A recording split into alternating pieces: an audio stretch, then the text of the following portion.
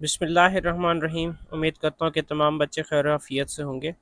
ये आपके सामने प्लेलिस्ट यहाँ पे शो हो रहा है। तमाम जो लेक्चर्स हैं class 12th biology federal board के, वो यहाँ पे दिए हुए हैं। डे बाई डे आप जितने चाहें वॉच कर सकते हैं।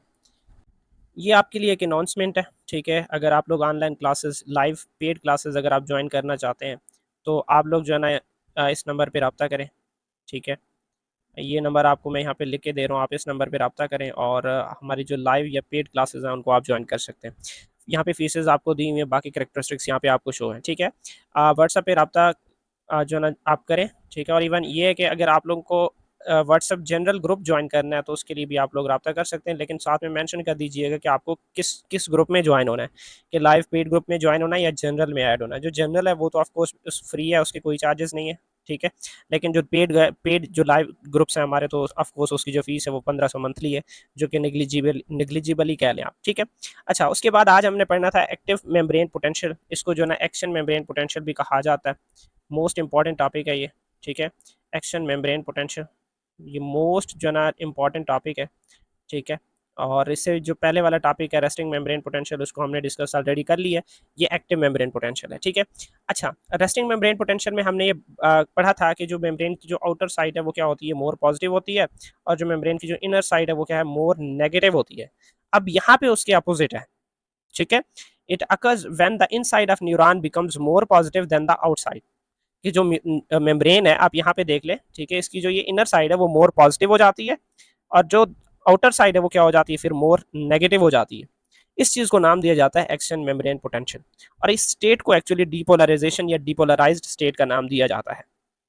अब इसके पीछे वजह क्या है कि ये ऐसा क्यों राइज हो रहा होता है, ऐसा क्यों हो रहा होता है। Triggered by a stimulus that causes ion exchange across the neuron membrane. कि जो आयन है उनकी मूवमेंट चेंज हो जाती है, कि जो पॉजिटिव आयन पहले बाहर होते हैं वो क्या हो जाते हैं, जो है ना ये पॉजिटिव जो आयंस बाहर होते हैं वो अल्टीमेटली सेकंड टर्म में क्या हो जाते हैं, वो इनर चले जाते हैं ऐसे, ठीक है। जैसे ये उस वक्त होगा जब जो नर्व इम्पल्स है वो गुजरेगा, तो जैसे नर्व इम्पल्स गुजरेगा जो आयन है वो एक्सचेंज हो जाते हैं। ज्यादा से ज्यादा ऐसे समझ लें, जो पॉजिटिव आयंस है वो अंदर चले जाते हैं, जिसकी बेस पे अंदर जो नेगेटिविटी है वो ज्यादा हो जाती है। सॉरी, अंदर पॉजिटिविटी ज्यादा हो जाती है और नेगेटिविटी बाहर मतलब फिर ज्यादा हो जाती है। अल्टीमेटली अगर अंदर ज्यादा पॉजिटिव आयंस आ गए तो बाहर नेगेटिव ही होंगे, ठीक है।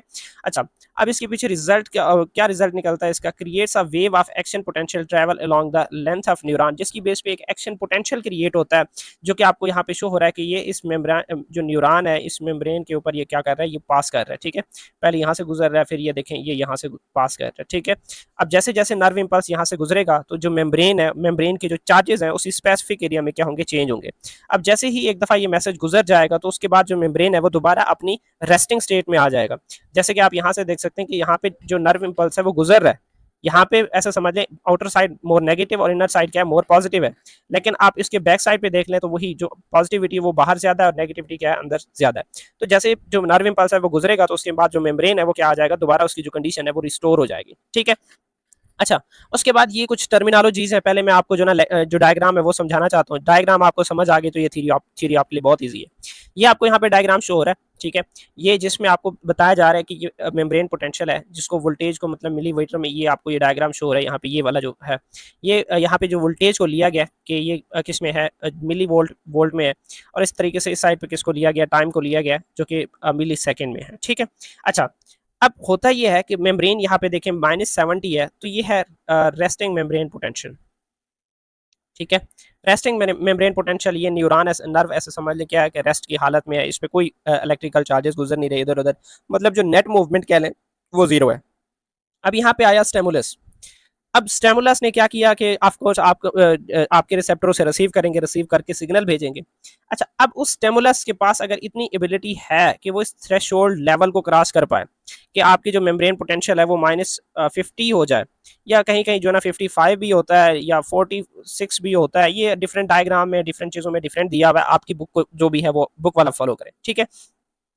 तो अब जैसे स्टेमुलस आया, अगर वो स्टेमुलस में इतनी पोटेंशियल है कि वो उस थ्रेशोल्ड लेवल को क्रॉस करे, तो जो है ना क्या होगी, एक्शन पोटेंशियल जनरेट होगी।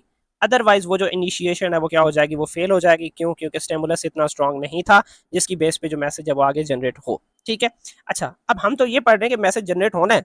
अब जैसे ही मैसेज जनरेट होगा, नर्व इम्पल्स गुजरेगा, तो उस दौरान ज़्यादा से ज़्यादा सोडियम आयंस क्या होंगे, मेम्ब्रेन के अंदर वाली साइड पे आ जाएंगे। ठीक है, कि ये मेम्ब्रेन है, अब इस मेम्ब्रेन के अंदर की तरफ ज़्यादा से ज़्यादा क्या आ जाएंगे, सोडियम आयंस आ जाएंगे।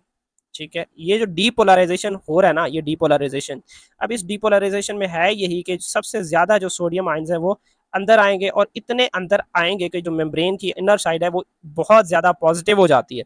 ऑलमोस्ट ये डिफरेंट होता है, ठीक है, 50 भी होता है, +50 भी होता है, ये हर बुक्स में डिफरेंट दिया हुआ है। ठीक है, तो आप इसको अपने वही बुक से देख लीजिएगा। ठीक है, कि जब ज़्यादा से ज़्यादा सोडियम आयंस मेम्ब्रेन के अंदर दाखिल हो जाते हैं तो उसकी बेस पे जो इनर साइड है वो मोर पॉजिटिव हो जाता है। ठीक है, मोर पॉजिटिव हो जाता है। ठीक है, अब ऑफ कोर्स मोर पॉजिटिव हो गया, जिसकी बेस पे ये जो ये हमें ग्राफ ये शो हुई है। अब एक ऐसा टाइम आता है जहाँ पे ये जितना हो सकता है ऑलमोस्ट, जैसे मैं बात कर रहा हूँ कि जैसे कि 50 या मैक्सिमम जब हो जाता है, तो उसके बाद क्या होता है कि मेम्ब्रेन पोटेंशियल 50 हो गई है या +50 हो गई है, तो उसके बाद क्या होता है कि जो सोडियम गेट है वो क्या हो जाते हैं, फिर बंद हो जाते हैं। सोडियम गेट बंद हो जाते हैं। ठीक है, सोडियम जो गेट है वो क्लोज हो जाते हैं। अब सोडियम गेट जैसे क्लोज होंगे तो उसके बाद जो पोटाशियम गेट्स हैं, ठीक है, वो ओपन हो जाएंगे। पोटाशियम गेट्स क्या हो जाएंगे, ओपन हो जाएंगे, और फिर जो पोटाशियम है वो क्या होगा, अंदर आएंगे। पोटाशियम आयन सॉरी बाहर जाएंगे, पोटाशियम आयन क्या होंगे, आउट जाएंगे, यहाँ से पोटाशियम आयन्स निकल जाएंगे आउटर साइड पे। और जैसे अब आपको पता है पोटाशियम आयन्स यहाँ से निकलेंगे तो अल्टीमेटली क्या होगा, कोई जो मेम्ब्रेन की पोलैरिटी है वो ऐसा ऐसा से डाउन होना स्टार्ट हो जाएगी। पोटाशियम आयन्स निकलते जाएंगे निकलते जाएंगे निकलते जाएंगे निकलते जाएंगे, तो अल्टीमेटली वही कंडीशन होगा कि जो मेम्ब्रेन की इनर साइड है वो मोर पॉजिटिव हो जाएगी, लेकिन मोर पॉजिटिव से भी ज्यादा हो जाएगी। यहाँ पे आप देख लें ये ग्राफ यहाँ पे टच कर रहा है, तो मतलब अगर आप -80 कर लें तो भी पॉसिबल है कि मेम्ब्रेन की जो पोलैरिटी है वो इनर साइड पे ज्यादा ड्रॉप हो जाती है, कि ज्यादा से ज्यादा नेगेटिव आयन अंदर हो जाते हैं, सारे पॉजिटिव आयन बाहर निकल जाते हैं। तो एक्चुअली ये जो कंडीशन है, इनिशियली तो हम इसको कह रहे हैं रिपोलराइजेशन। रिपोलराइजेशन कब कहेंगे, जब पोटाशियम आयंस क्या करेंगे, बाहर निकलेंगे। लेकिन पोटाशियम आयन कुछ ज्यादा ही बाहर निकल जाते हैं, जिसकी बेस पे जो ग्राफ है वो अपने इस नॉर्मल लेवल से रेस्टिंग मेम्ब्रेन पोटेंशियल से भी ड्रॉप कर जाता है। अब इस पीरियड को नाम दिया जाता है हाइपर पोलराइजेशन का नाम दिया जाता है। इस पीरियड को किसका नाम दिया जाएगा, हाइपर पोलराइजेशन का नाम दिया जाएगा। ये ऐसा कंडीशन है जिसमें ज्यादा से ज्यादा पोटाशियम आयन बाहर निकल जाते हैं, जिसकी बेस पे ये जो ग्राफ है ये थोड़ा और डाउन आ जाता है। अच्छा, अब इस हाइपर पोलराइजेशन के पीछे वजह क्या है, कि जो पोटाशियम चैनल्स हैं या पोटाशियम गेट हैं वो टाइम पे क्लोज नहीं हो पाते, पोटाशियम गेट क्लोज नहीं हो पाते। ठीक है, जिसकी बेस पे क्या हो जाता है कि जो मोर पोटाशियम आयंस है वो बाहर चले जाते हैं, मूव्स आउटसाइड, तो जिसकी बेस पे इस कंडीशन को रिपोलराइजेशन का नाम दिया जाता है। और जैसे ही एक दफ़ा मतलब पोटाशियम जो गेट्स हैं वो क्लोज हो जाते हैं, फिर वही जो सोडियम पोटाशियम पंप है या पोटाशियम गेट्स हैं या सोडियम गेट्स हैं, उनके जरिए आयन को आहिस्ता आहिस्ता से क्या किया जाएगा, रेगुलेट किया जाएगा, और अल्टीमेटली एक दोबारा जो रेस्टिंग स्टेट है उसको अचीव कर लिया जाता है।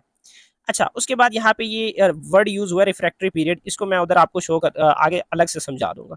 चले अब हम जो है उसकी रीडिंग की तरफ आते हैं। थ्रेशोल्ड स्टिमुलस क्या है, कि threshold stimulus minimum stimulus needed to produce action potential, कि वो कम से कम एनर्जी चाहिए जिसकी बेस पे जो एक्शन पोटेंशियल है वो जनरेट हो सके।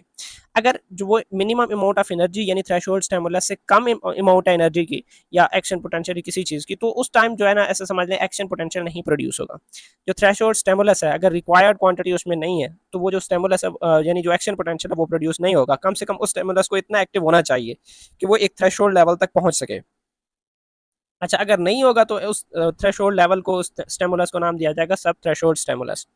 अच्छा, उसके बाद फिर फर्दर क्या होता है, लास्ट टाइम हमने डीपोलराइजेशन में पढ़ा था कि ये डीपोलराइजेशन है। अब डीपोलराइजेशन में क्या होगा कि ज़्यादा से ज़्यादा जो सोडियम आयन है वो क्या होंगे, सेल के अंदर चले जाएंगे।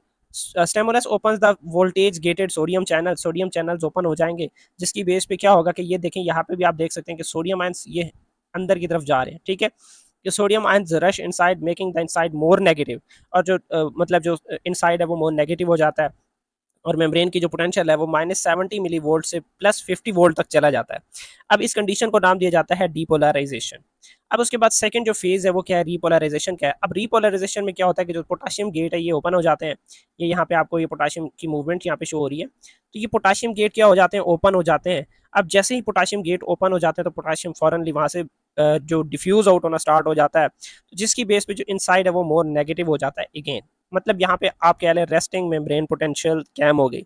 लेकिन फिर क्या होता है कि जो मेम्ब्रेन है becomes more negative than the resting membrane potential. अब इसके पीछे वजह क्या है कि जो पोटाशियम गेट है वो आहिस्ता आहिस्ता से क्लोज होते हैं, और आहिस्ता उनके आहिस्ता आहिस्ता क्लोज होने तक ऐसा समझ लें पोटाशियम कुछ ज़्यादा ही निकल जाते हैं। ठीक है, तो इस वजह से जो फिर फर्दर जो आयन की डिस्ट्रीब्यूशन है उसको सोडियम पोटाशियम पंप यानी एटीपीएस पंप के जरिए दोबारा क्या किया जाएगा, नॉर्मल आयन डिस्ट्रीब्यूशन मतलब उसे दोबारा वो लेवल मेंटेन किया जाएगा। ठीक है, आई होप ये सारी चीज़ें क्लियर हो गई हैं। अब ये फेजेस की आप बात कर लें, ठीक है, फेजेस हमने वही 3 से 4 फेजेस पढ़े थे कि रेस्टिंग मेम्ब्रेन पोटेंशियल कितनी होती है, -70 मिली वोल्ट होती है। डीपोलराइजेशन में सोडियम ज़्यादा से ज़्यादा अंदर जाते हैं, रिपोलराइजेशन में सोडियम पोटाशियम बाहर चले जाते हैं। हाइपरपोलराइजेशन में क्या होता है कि पोटाशियम गेट क्लोज ना होने की वजह से ज़्यादा पोटाशियम आयन चले जाते हैं। अब उसके बाद फिर फर्दर क्या है, रिफ्रैक्टरी पीरियड है जो मैं आप लोगों को समझाना चाहता था। Time to rest reset membrane potential कि भाई सारा कुछ नॉर्मल हो जाए, ठीक है, मेम्ब्रेन है उससे एक्शन पोटेंशियल गुजरा है। अब एक्शन पोटेंशियल गुजरने के बाद जो मेम्ब्रेन है वो दोबारा रीसेट होगा ताकि किसी दूसरे न्यूरॉन दूसरे मैसेज को कंडक्ट किया जा सके, किसी दूसरे नर्व इंपल्स को कंडक्ट किया जा सके। अब उस मेम्ब्रेन को दोबारा रीसेट होने में कितना टाइम लगता है वो रिफ्रैक्टरी पीरियड कहलाता है। अब टाइम ये क्या चीज़ है कि time when the neuron can not generate N other impulse कि न्यूरॉन अपना जो सेकंड इम्पल्स है वो जनरेट नहीं कर सकता जब तक फर्स्ट न्यूरॉन गुजर नहीं सकता। इस वजह से ensure the one way transmission of nerve impulse कि एक अगर ये न्यूरॉन है तो इसके ऊपर से सिर्फ एक न्यूरॉन जो ना एक टाइम में क्या कर सकता है, गुजर सकता है, और ये रिफ्रैक्टरी पीरियड इसी चीज़ का तयन करती है। Restore its original ion distribution, अब उस आयन को दोबारा मतलब क्या किया जाएगा, रिस्टोर किया जाएगा आयन डिस्ट्रीब्यूशन को, किसको यूज़ करके, सोडियम पोटाशियम पंप को रिस्टोर करके। ये वाला डायग्राम मैंने अच्छे से आप लोगों को समझा दी है, ठीक है। और उसके बाद फर्दर ये रिफ्रैक्टरी पीरियड है, मैं इसको थोड़ा आप लोगों को समझाना चाहता हूँ। देखो बच्चों, ये वाला जो कंडीशन आपको दिखाई दे रहा है, ठीक है, ये वाला कह लें, और इसमें भी आप अगर इसकी बात कर लें, जब जो ऐसा समझ लें सोडियम गेट क्लोज हो जाते हैं, क्या सोडियम गेट क्लोज हो जाते हैं, सोडियम गेट क्लोज हो गया, और अगर पोटाशियम गेट क्लोज भी नहीं है, ठीक है, पोटाशियम गेट का क्लोज होना लाजमी नहीं है, पोटाशियम गेट वो क्लोज भी हो सकते हैं, वो ओपन भी हो सकते हैं, ठीक है, लेकिन कंपलसरी क्या है कि सोडियम गेट का क्लोज होना लाजमी है।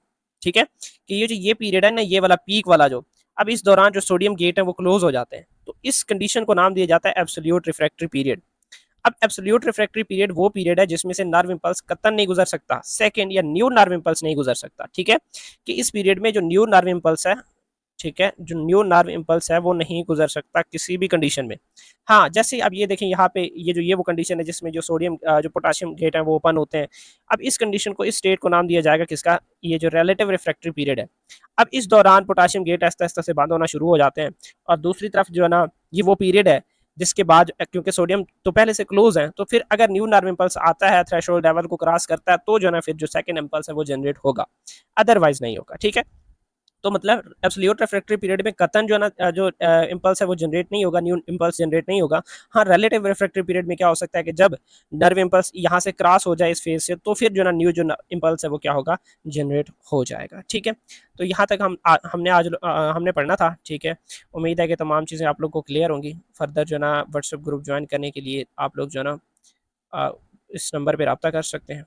ठीक है, और वही पेड जो क्लासेस हैं उनके लिए भी आप लोग रब्ता कर सकते हैं। ठीक है, डायरेक्टली आप लोगों ने कहना है पेड सर जी, तो मैं उन ग्रुप में आपको ऐड कर दूंगा। 1500 चार्जेस है मंथली, जो कि निगलिजिबल है, कुछ भी नहीं है।